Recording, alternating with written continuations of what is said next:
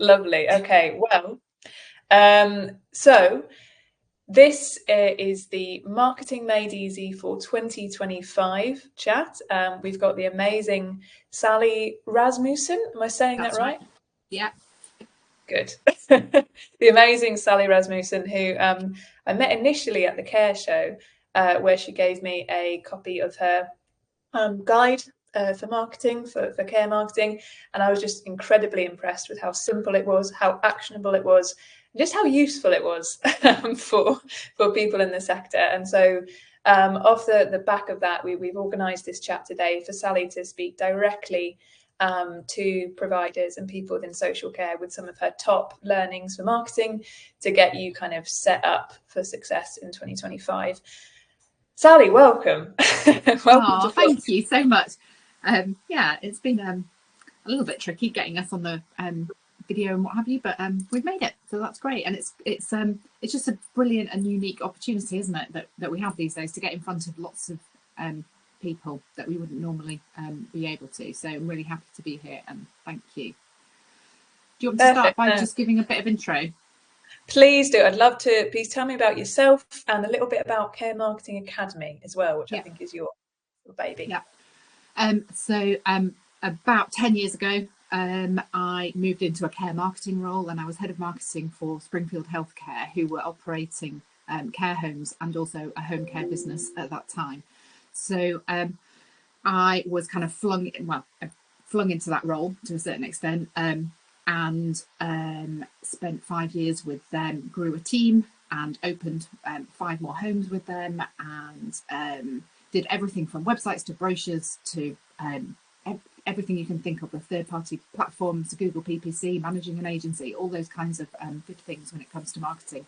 And after I left them and went into the sort of freelance consulting space, it just struck me that a lot of people have amazing business ideas and are brilliant at care, but actually when it comes to marketing, there's a bit of fear, so hence the name Fearless Marketing.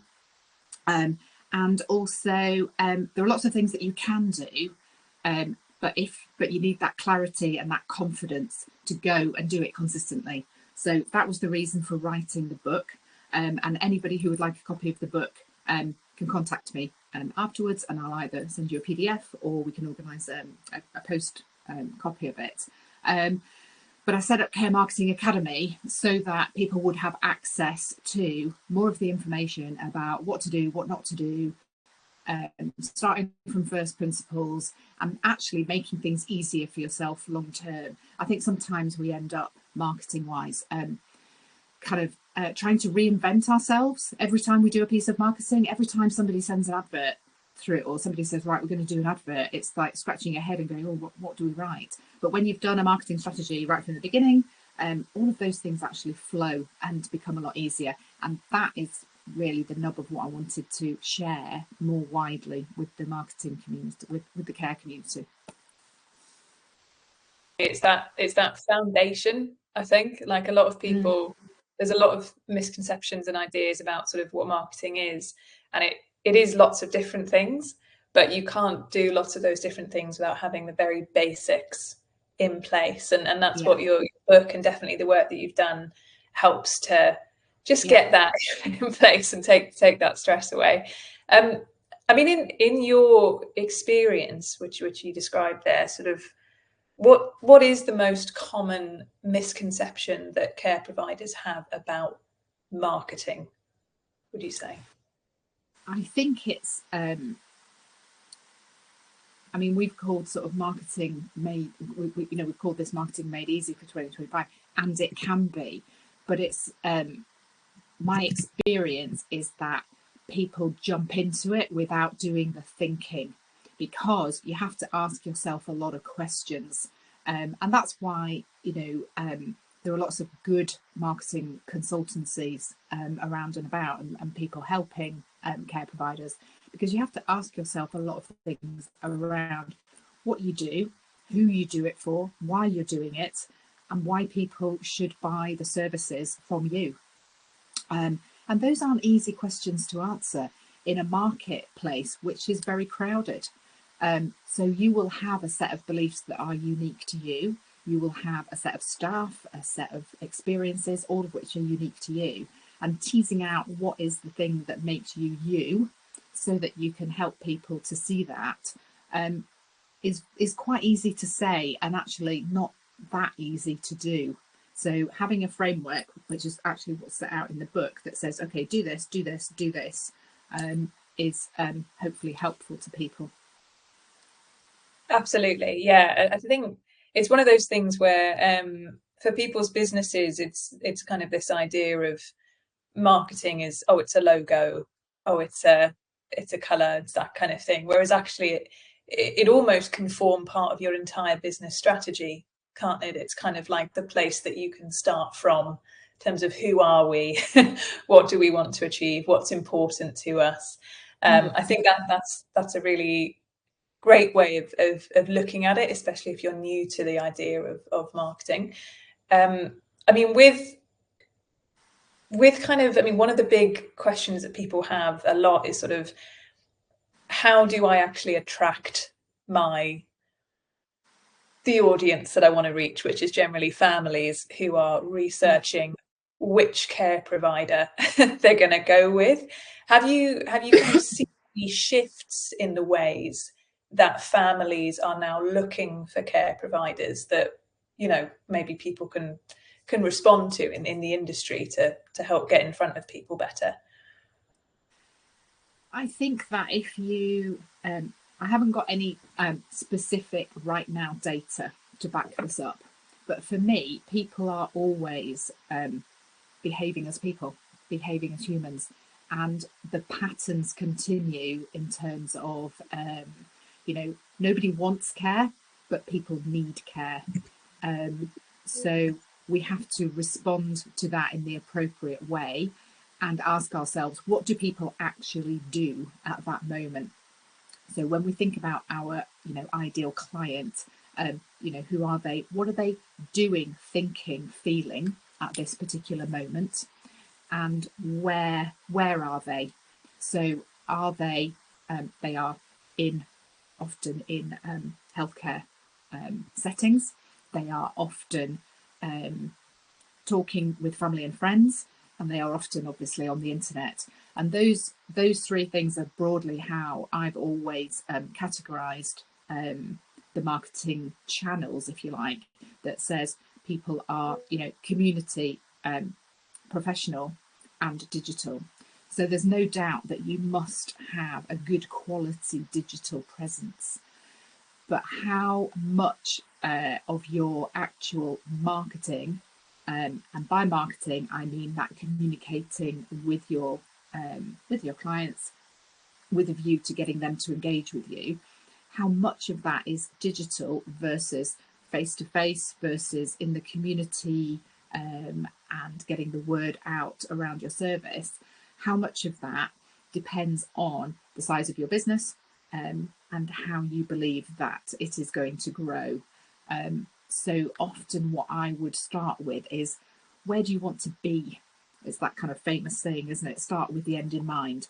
Where do you want to be? Where do you see yourself? And how do you have, what's your vision for how this is going to happen? And then I would have a conversation with somebody around that vision that says, okay, what then does data tell us to back up those things?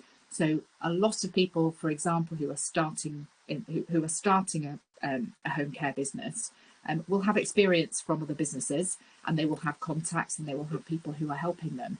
So gathering data about how people behave and how people buy the services will help you to determine what are the actual marketing activities that you need to be focused on.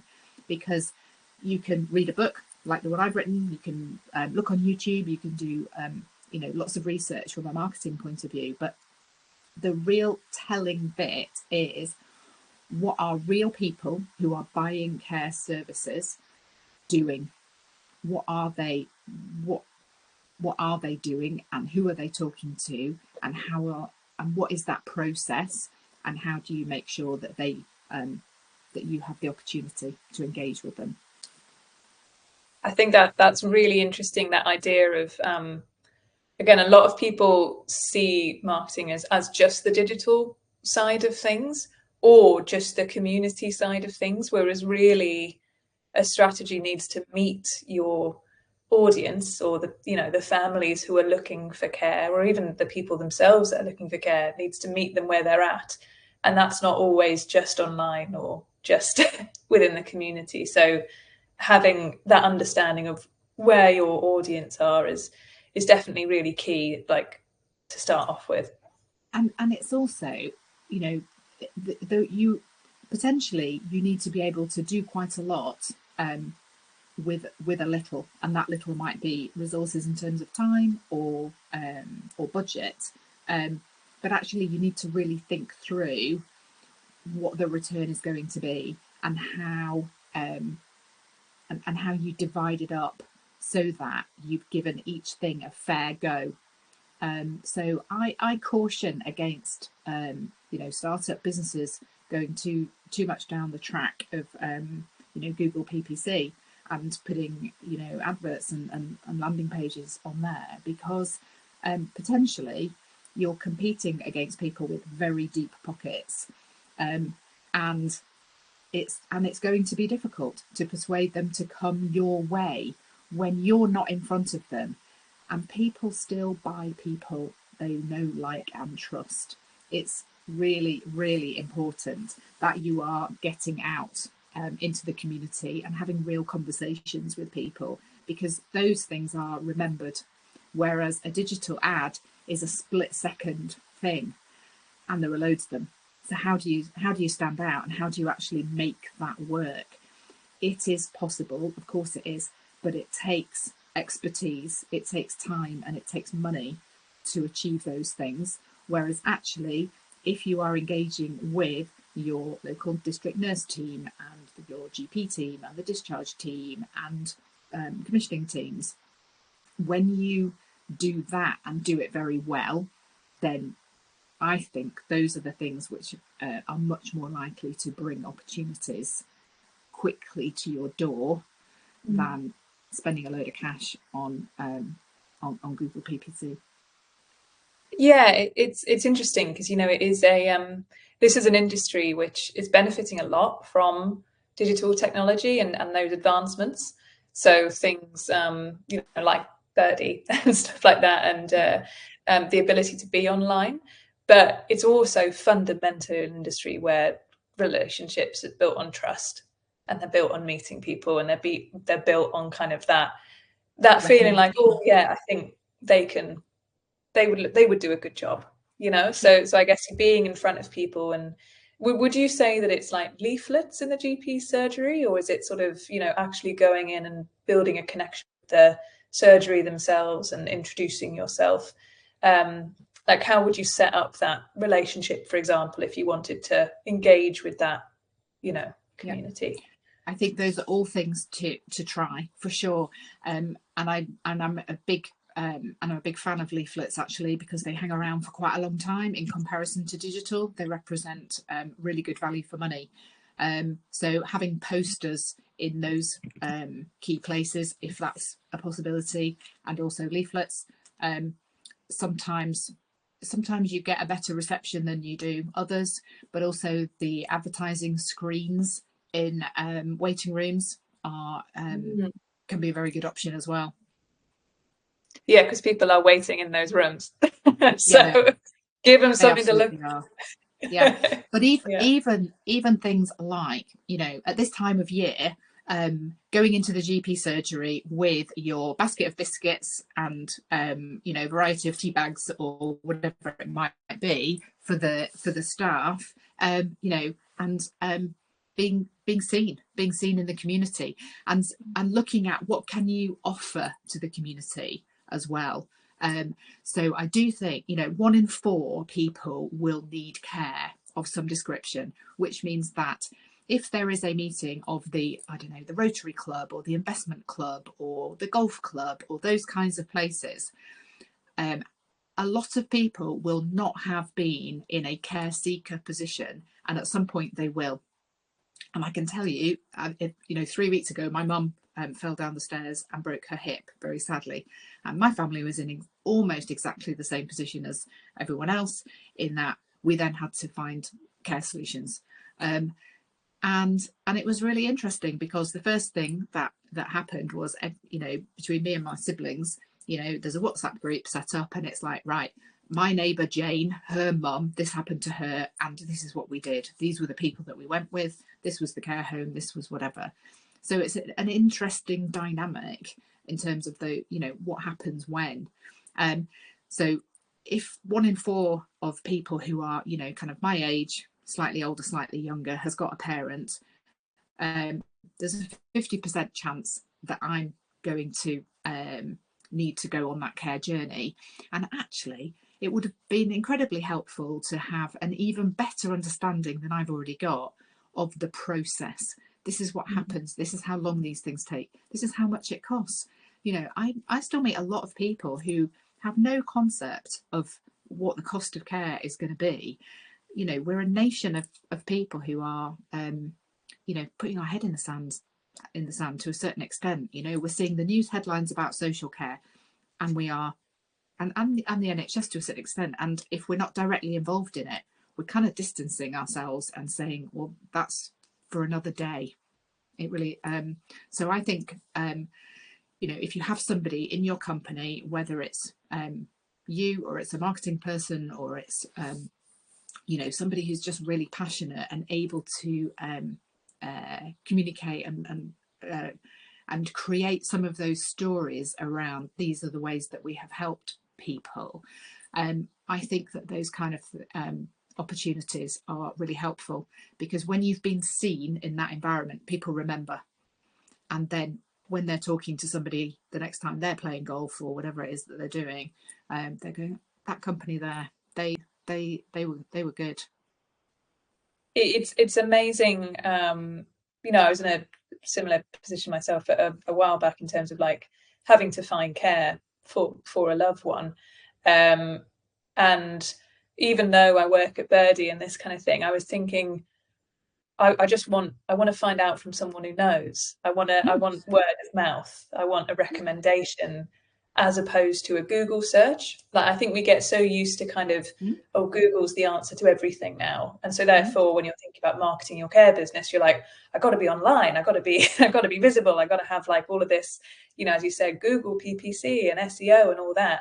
Whereas actually, if you're out in the community and you have a community-based marketing strategy that's about reassuring people, being present, thinking about word of mouth as one of your main channels, and that could be really beneficial for your business. For sure. I am a big believer in that. For businesses of a certain size, clearly, if you're one of the very, very large providers, then that doesn't necessarily ring quite the same. Although, in fairness, branch managers can do a lot of that work. But it is interesting, isn't it? As soon as you're in that position yourself, the first thing you do is you want someone to recommend you, and you want the digital bit as a backup. So I want to go online and I want to make sure, and I want to look at the reviews, and I'll say to I said to my brother, that's not an option, because they have got, in the last 3 months, they've had 6 terrible reviews, and it says there they've had 3 managers in 6 months. That's not an option. So there's some it is interesting actually going through the process. Yeah, no, it is. I think as a provider, put yourselves in the shoes of someone who's looking for care. I think working within social care, you can sometimes lose touch with how people find you, or what they think of you, or the actual journey that someone goes on looking for care. Is that it's not firstly, like, if they do look you up online, if they see anything like bad reviews or anything like that, that's gonna, no matter how flashy the website is, no matter how great it is, that's going to be a no. And the recommendation, if that's your goal, maybe as a care business 2025, to be the most word of mouth recommended, that will set you up for a great marketing strategy that involves being in community, speaking to GP surgeries. And actually, I think that's a really lovely idea. That idea of saying, okay, what is our key marketing strategy? Right, we're going to be the most. Mm. We're going and because that's something that you can share with the team who are potentially, you know, on the ground. And we're talking specifically about home care here, but that, you know, where there are homes in, you know, built up areas, then, you know, for every home that is visited, you know, there are multiple homes within a 100-meter radius, for example. Mm. And that could be how you decide, right, okay, if we're going to leaflet drop, actually we'll get our teams to do 20 houses a day or 10 houses a day with a leaflet, and you know, have a system for making that happen. For sure. No, it's I think that, yeah, people see, as I was saying at the beginning, marketing is this abstract thing, whereas actually just a series of actions and Yeah. plans like that. I mean, one common question that we, you know, we get from providers a lot is sort of, I've done a few things, you know, I've done a few marketing things and bits, Mm. but I'm not really sure what's working and how much I should be spending. Um, how would you recommend that they kind of take a look at everything they've done and make sure they're on track and going in the right direction? Yeah, that kind of brings me back to my kind of beginning with the end in mind, and asking yourself how much you are prepared to spend to acquire a new client. And I'm assuming that this is in the realms of a private pay client. So what are they worth to your business? What's your margin? And therefore, what is a reasonable amount? And in the beginning, when you if you are at the beginning of the journey and you're relatively not known, then that amount is going to be higher than when you are well established, because the referrals and the recommendations come at almost zero cost.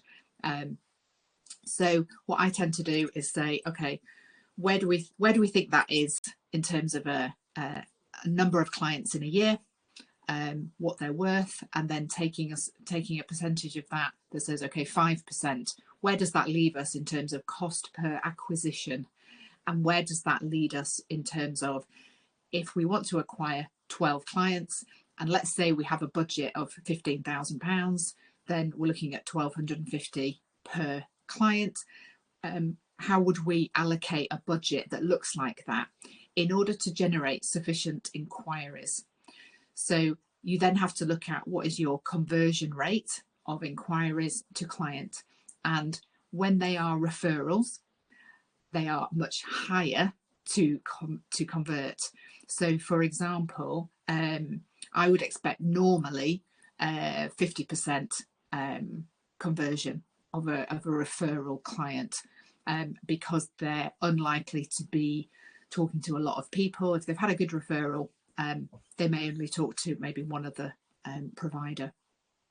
If you are looking at digital, you will be spending quite a lot of money, and you may only convert 1 in 10 of those inquiries, because it's a much easier thing to do. So it's quite fickle. So you know, people are online and they're clicking buttons here, there, and everywhere. They're on a platform, they fill in their details, and suddenly, and speaking from personal experience, suddenly you're inundated with you know, phone calls, texts, and emails from companies, and you've lost the plot. You can't remember who's where, which, you know, whether Brian works for that company or Gary works for that one.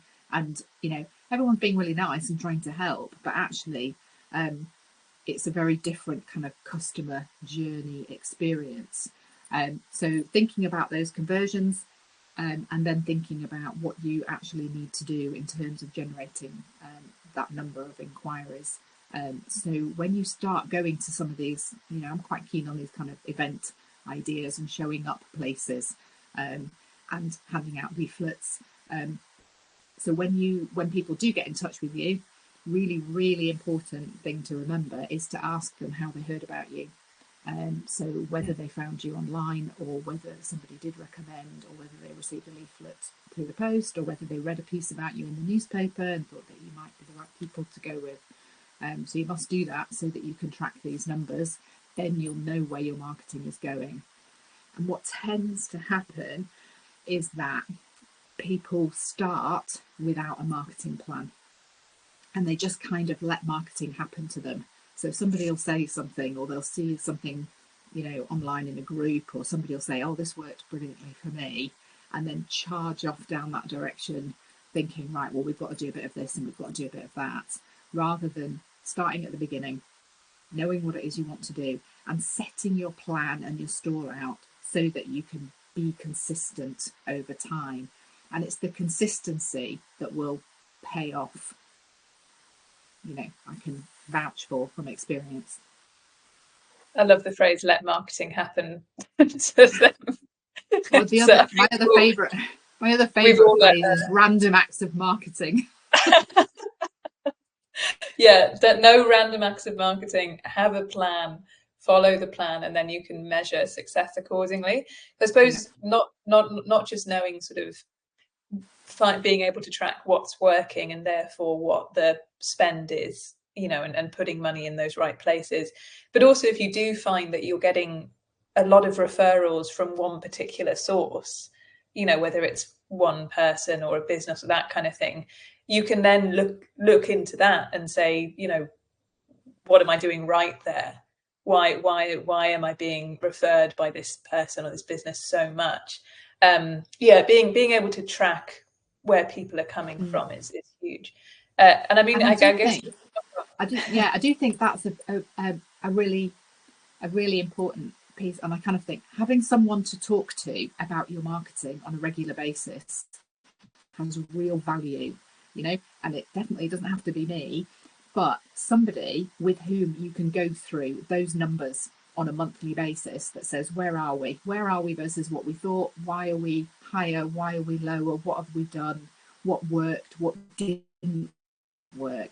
Because you will need to change your plan accordingly, and also be thinking about what else is going on in the outside world that impacts on you.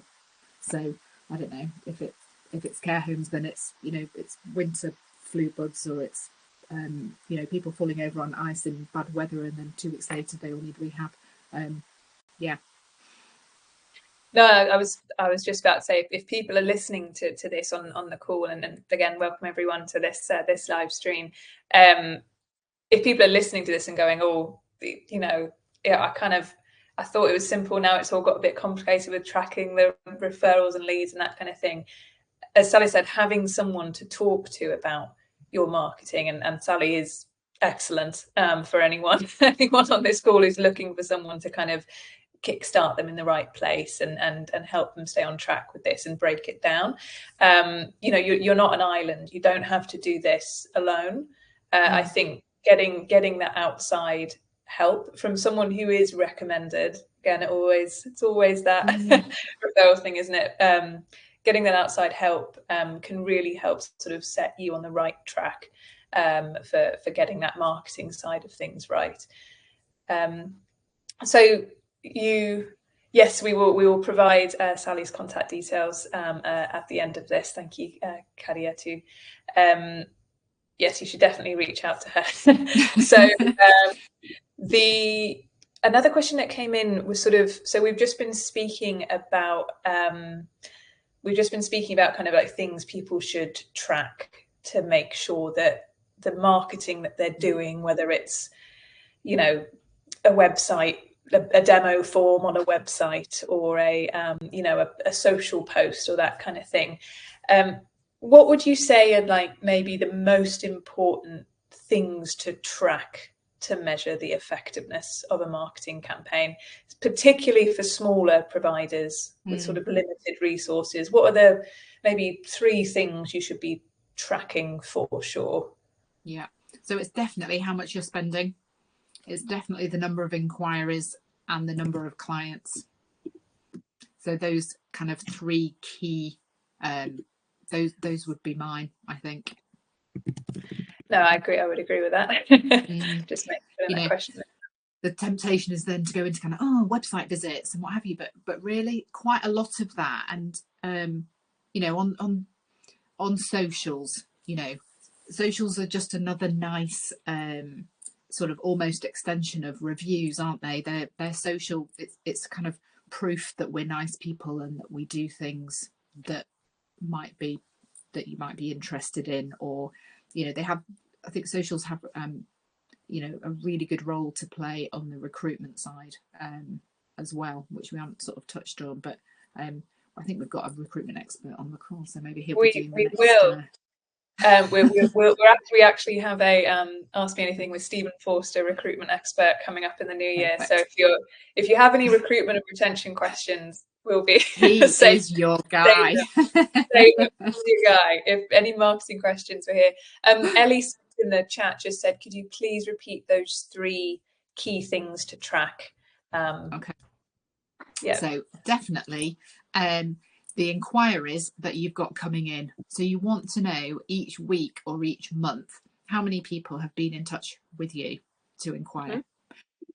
You need to know how many of those became clients. And you should also track how much money you are spending each week or month, but actually on each marketing channel. So if I was working with you, I would be looking at what is my cost for acquiring a new client, and I would be looking by channel, because I would be wanting to make sure that any money that is being spent is actually doing the work for you. Yeah. So, you know, it's pretty easy, particularly on the digital side of things, to burn a lot of cash and quite quickly, because whilst there are certain things which are, you get feedback very quickly on whether something is working or not, you're still going to look at 4 to 6 weeks before you've got any real data. Yeah, no, I think having that, and this is all part again of having that plan, right? Of sort of like, if you know those are the 3 things you're going to track, yeah, it just makes it so much easier to then do stuff accordingly. You know, whatever activity you do, whether it's leafleting or going to community events or doing a social media post, you can then instantly see how it's working. Yeah. You know, to that. So no, I think that's really useful. I think part of the inquiries bit, if I can just jump in, is whoever is answering the telephone for you or is answering your emails that are coming in, maybe from your website. You want to know how they got to you. So it's just on the phone. That's it. Can I just ask, where did you hear about us? Really key question. And get them to write it down. And you will find a lot of people who just don't. I don't know whether they're embarrassed to ask or forget in the moment, or it doesn't seem very important in comparison to everything else. But when you are building a business, or when you are on the client acquisition path, and most people are, it's absolutely critical. If you don't know how they heard about you, how do you know what works and what doesn't? Yeah. No, it's such a small question, but such a useful one to know. And it's it's real just training that says, please ask.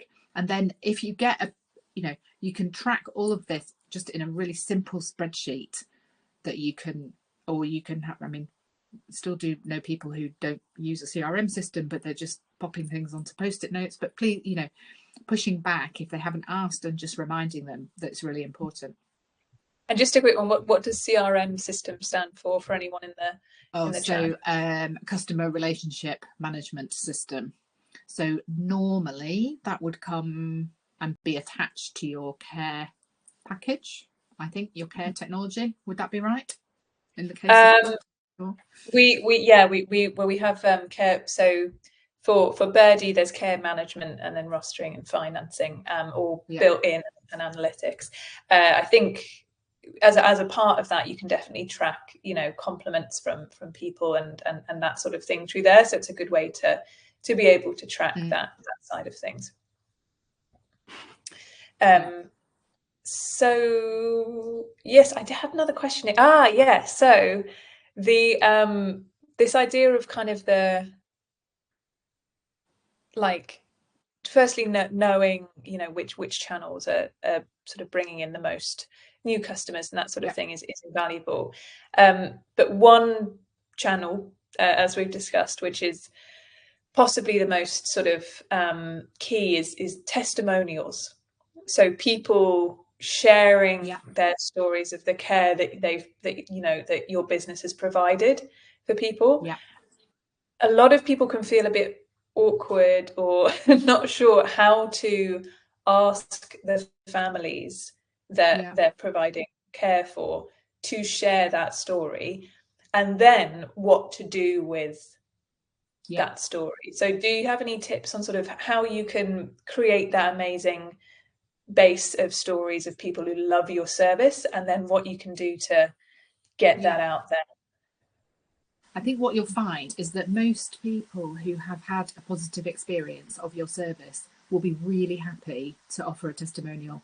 There will be some people occasionally who say no for personal reasons, but often they're really happy to, and it doesn't have to take very long. So there are two initial kind of key areas. One is Google reviews, and then the other is third-party platform reviews, so the likes of homecare.co.uk or carehome.co.uk. Sorry, excuse me. So both of those are important. Homecare.co.uk ultimately gives you a score out of 10, which if people are searching and then going on there to have a look whilst they're searching for care, they're expecting to see a certain level. And if you fall below that, I think it's a bit tricky, actually. And Google reviews are really helpful in terms of getting your website seen when people search for care. So they contribute to your ranking and how Google views you on the website as a serious provider. So Google sees itself as serving, you know, the universe. So when we search for something, Google wants to present to the people who are searching the best potential options for them. So when you are building a website and when you are putting together your digital presence, your job is to convince Google that you're worth ranking, so that people will see you. So the reviews form a really important part of your strategy from that point of view. They are also really helpful because you can put them in different places. So something that we often do is that we scrape the reviews and we take out the nice, cut them down a little bit depending on how long they are, and then we pop them on our social media pages so that they are showing up in a regular fashion where people might actually see us. You also want them on your website. Does that answer the question? I wonder if I went off a little bit on a tangent. No, I think definitely that, you know, as in this digital world, like making use of Google reviews and that kind of thing is and key. It was how to ask for them. How to ask for them, because it always feels awkward, right? Yeah. And so there's a really neat thing you can do by just putting on the bottom of your email footer, if you love our service, please feel free to write a review here, and give them a link. So that's one thing you can do. And the other thing you can do is that on a regular basis, say once a quarter, put it in your diary as part of your marketing plan that says, we're going to ask 10 people for reviews. So maybe you should do it every month. If you've got the resource, I would probably do it every month and say, we're going to ask 10 people, because you'll probably get 6, you might end up with 5 or 6. And you just craft a really nice email explaining how important testimonials are to you as a business, and that you'd be really grateful. And if you need help with wording, that kind of thing, that's where your ChatGPT or whichever AI tool you might be using for writing are absolutely brilliant. you'd prompt it by telling, this is what we do as a business, and we'd love to ask our clients in a really polite and professional way to write us a testimonial, and it'll write you a beautiful email. And you'll just make some little amendments to it, and then you can copy and paste it. And those kind of things are where, you know, some of these AI tools can be incredibly helpful for getting jobs done, getting jobs ticked off. Because if you ask somebody to write the email, they're like, oh God, I don't want to do that. And they push it to the bottom of the list. And then suddenly it's next week, it's next month, and it's not been done. And so I think definitely that's a great way to use ChatGPT or Claude or something like that. Don't use it to write your website. that I would say that's because it's painfully obvious when an entire website is written by ChatGPT. But emails, things like that, it's much better at. So it's I think using it as a help, as an aid. It's not the answer, but it can certainly help you to get through things and get things done. I definitely find that. For sure. I've had a couple of questions come in on the chat, and for anyone here who does any questions for Sally, please whack them in the chat. We've got 15 minutes left on this, and then obviously we'll share her details as well. Stephen asks, this is a great question. I find around 30 to 50% of care websites I go on don't have any form of meet the teams or bio about any of the staff that work at that care company. Do you think that there is an education issue here where care companies simply don't understand how important it is to be visible online and create a personal branding presence around their own staff? 100%, and that's a really, really good point, Stephen. I think it's partly because in my experience, lots and lots of people who work in care are working there for all the right reasons, and because they're doing things for someone else, and they actually really quite like to not to be visible. So I definitely find people are slow to come forward when the photographer is on site, where we're trying to do headshots and like, oh no, not me, or I don't look nice enough. And actually that's not it at all. People buy people, and it's a great opportunity to showcase how lovely your people are. And I would say not only definitely having headshots and bios, but also, if you can, video content. And it doesn't have to be, you know, the most polished, fancy thing. What it does have to show is the passion of your team, and we're real people who are in a real situation, and are these the people who are potentially going to be able to help us? Absolutely. And I think along with that, sort of like there are so many websites and for care businesses where they don't have any mention of the staff at all. And this is it is so important if you're looking for care for a loved one, to know who's going to be delivering that care. And there's only so much that like a logo and a statement saying, because we care, will convince you of that. Whereas just having some images saying, this is our care coordinator, this is our care manager, that could make all the difference there. And it makes your team feel good. Yeah. And I also think a founder's story is sharing the vision that says, and the purpose. This is why we're passionate about what we do. This is why we set it up. And definitely I do find a lot of people who just kind of really just don't want to do it, and it's so important. It is, and it, you only have to do it once, and then you can put it on the website, and you can forget that you're on there. And it's fine, the work is done. But we had another question as well, which I think is very interesting. If a care company had £1,000 a month to spend on marketing, so when we say marketing, it's essentially getting more clients in. So that's not just going into the ether, disappearing. It's £1,000 a month to spend on that, like, revenue generating marketing. What should they spend that on to get the best return for inquiries from families looking for care for a family or friend? Yeah. So I would make sure that I had a good website first off. So that should have on it real images as opposed to stock. It should be well written. So I would always recommend investing in a copywriter to help you with that. So a strong professional looking website, number one. With £1,000 a month, I would probably be looking at PR, leaflets, and community-led activity. So when I'm talking about PR, I'm talking about press releases, public relations. So yeah, both standing for PR. But you have the opportunity, if you are you have the opportunity to stand out from everybody else and create to create stories that the press will run and basically give you free advertising.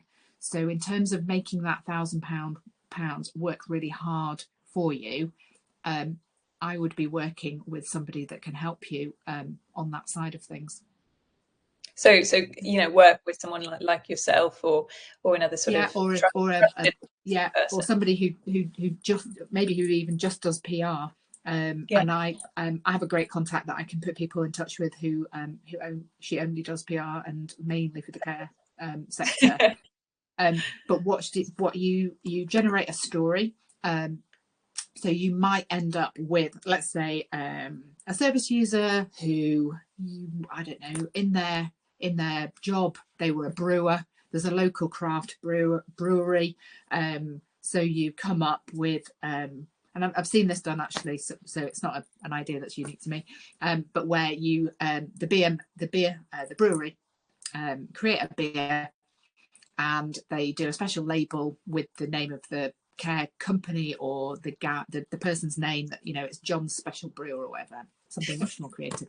But actually you're getting then attention for the local business, for yourselves. It's lovely for families to have things that that create that kind of meaningful response. You can then take, it ends up in the local paper, it ends up online. It also, you can put it onto your Facebook page and you can boost it. And it's an interesting, memorable story. So if I'm talking about budgets at that level, I'm thinking, what can I do that people are going to remember? So leaflets are great because they hang around for a long time. Yeah. So a portion of them, yes, they go straight in the bin. But for the person who thinks that they might need you, they keep them for ages. They stick them on the pin board, they put them in the pile of paper that's on the kitchen worktop, and then as and when they need, they go there and pull them out. So PR, leaflets, having a good website, and community, probably the things that I would do. I think that's very clear. Yeah, that's no, thank you. Don't need me now. That's it. That's it. Yeah, you've just done yourself out of a job. No, I think all of those are, especially it can seem very overwhelming. I think in this industry, because you're doing so much just as a business to keep the lights on and provide amazing care and do all that the idea of marketing on top of it can seem overwhelming, but just narrowing it down to those four, if you're going to do anything, it will only help. It won't hinder your business in any way. I'm just aware of time. There was one question I really wanted to ask, and then obviously would love you to just share all of the details about yourself so that anyone watching this either now or on the recording can find you. But this one I find is quite interesting is how would you recommend that providers adapt their marketing messaging, so the words on their website or in their leaflets, that kind of thing, to both the potential private pay clients, so in Birdie's case, older adults, and their families making the decision. So that's kind of, you're trying to speak to two people there, two different types of audience. How would you recommend that you kind of either bridge that gap or target them both sort of separately in a way that's meaningful? Yeah, I think it's an age-old problem, and I don't think that there is an easy answer apart from being as kind as you can be in your copy and as encompassing as you can, as inclusive. I think that people buy with their eyes. I think, you know, the copy is really important, and I think the messaging is mainly related to families rather than the person who may be receiving the care. So on balance, I would say that you have to make a decision, because you can't talk to everybody, otherwise you're talking to nobody.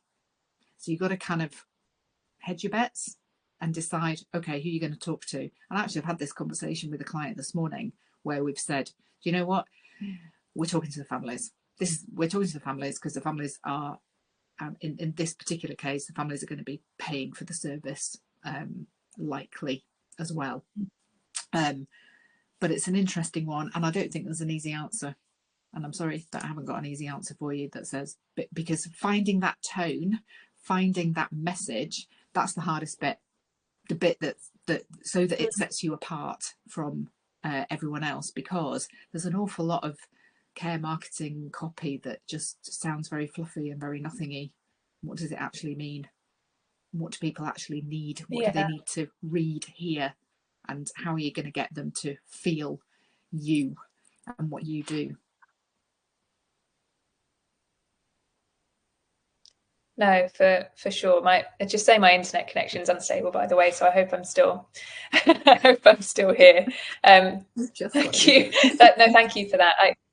I'm just going to throw one penultimate question at you that I think don't worry, because might be a bit off the top of your head, but obviously, you know, I've worked in marketing before, and this kind of thing I love to see what other brands have done and go like, that was great, like I love what they're doing there, that's a perfect example of how to brand yourself.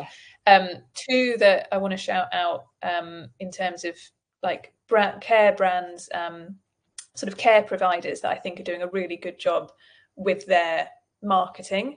Woolfinch have recently gone through a rebrand. I think it's really, really interesting and really good. So I'd recommend seeing what they've done. And then Vanel Life, I think, just knows their audience. So if you're looking for kind of a couple of people from my perspective to look at, to see what they're doing and, you know, what the website looks like and the approach, I think that go look at Woolfinch and Vanel Life.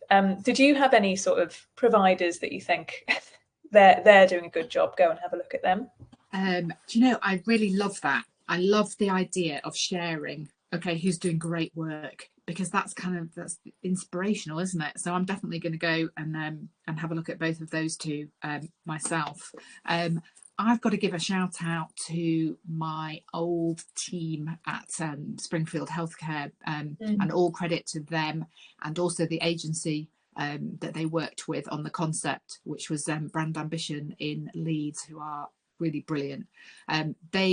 Springfield ran a campaign which I think may not be live anymore, but it was called The Little People, and they actually had AI images of children, and the tagline was that the care homes were so amazing that the kids wanted to live there, and the kids were dressing up as older people, so they all had flat caps on and glasses and what have you, and it was absolutely superb. And they had some fantastic results from that in terms of the cost per acquisition. I think they cut it by 2/3, and they just had many more people who landed on their adverts and converted. Brilliant. Yes, I think go and have a look at that campaign as well if you're looking for inspiration as a business. In the final minute we have, Sally, please tell everyone in the chat where they can find you or get some further advice. And if anyone has any questions, you know, Sally's Yeah, your person, where can we yeah. find you? So first off, you can always drop something into the flock chat, because I get a notification and I drop in there every now and again as well. And plug for flock, who are absolutely brilliant. So I am on LinkedIn. That's a good place to find me. So you can connect with me on there. And you can also email me, sally@fearlessmarketing.co.uk. There is a caremarketingacademy.co.uk website. It's currently a landing page, but we're building a website which should be launched over the next kind of week or so. So email or LinkedIn, good place to find me, or on the flock chat. Great, perfect. I've just popped those into the chat there. And we will, of course, share all of those details on the recording of this post, and as we send it out to the people. Brilliant. That's it. We've hit 1 o'clock, baby. We've done Thanks, Lucy. You've been absolutely brilliant. No, thank you. It's been really lovely chatting to you, and thanks to everyone who's joined us as well. I hope you got some really useful stuff out of that. Yeah, I hope it was useful. No, I found it useful for sure. So, thank you so much, Sally, and we'll be sure to hear more from you in the new year as well. Brilliant. Smashing. Take care, everyone. Bye. Right, bye everyone. Thanks for joining. Bye.